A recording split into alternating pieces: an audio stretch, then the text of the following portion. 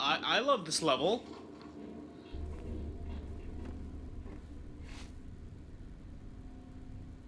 With the dawn of a new console generation comes new ideas with every genre, and on the Xbox 360, Microsoft aimed to try a little bit of everything upon launch.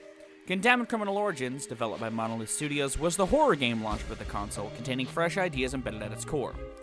In the game, you take control of Ethan Thomas, a crime scene investigator working for the FBI, and you're trying to prove your innocence when a serial killer, dubbed Serial Killer X, uses your gun to kill your partner and a fellow cop.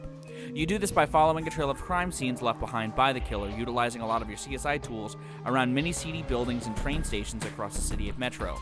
In this episode of I Love This Level, I'm going to get spooky and break down my favorite sequence near the end of the game. The tense atmospheric level that is the Appleseed Orchard House. Spoiler alert, by the way, for some late game story elements if you'd like to keep yourself spoil free to a genuinely great gem on the Xbox 360. Even from the opening cutscene, there's a sense of tension given the dialogue in the car. You can tell there's a build up to a finale. Plus, with the POV shots from inside the house near the end of the cutscene, it adds a sense of lingering dread, like you're falling into a trap. This feeling is enhanced more with the lack of direction the level gives you to start, and the ominous sounds that happen in the moments between the violence. To lead you along, you're meant to follow various trails of fluid with a black light, finding the perfect weapon among the rebel, various collectibles along the way, and the solutions to a riddle SKX left for you at the beginning, giving you reasons as to why he chose you to begin with to follow, and where you might fit in the bigger picture he's a part with, and how your investigations inspired him to start killing. What's also neat about this level is that you can choose the route to each clue, finding the path that works best for you.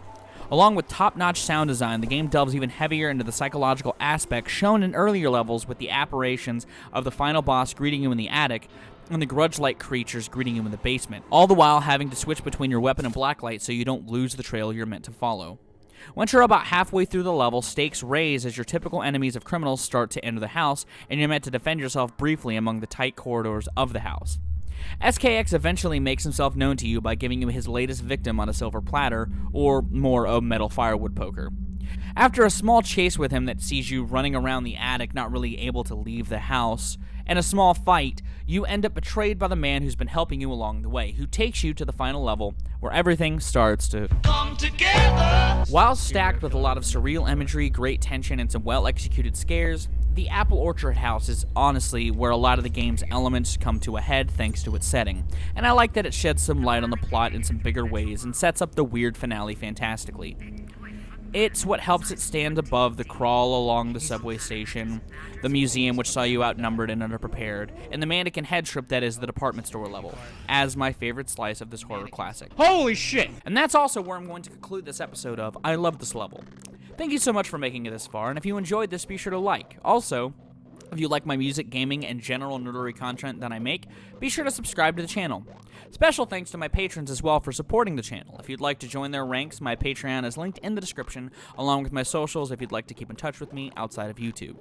On screen now are various playlists, including one for this segment, one for my playthrough of this I did years ago, and something else YouTube thinks you'll enjoy.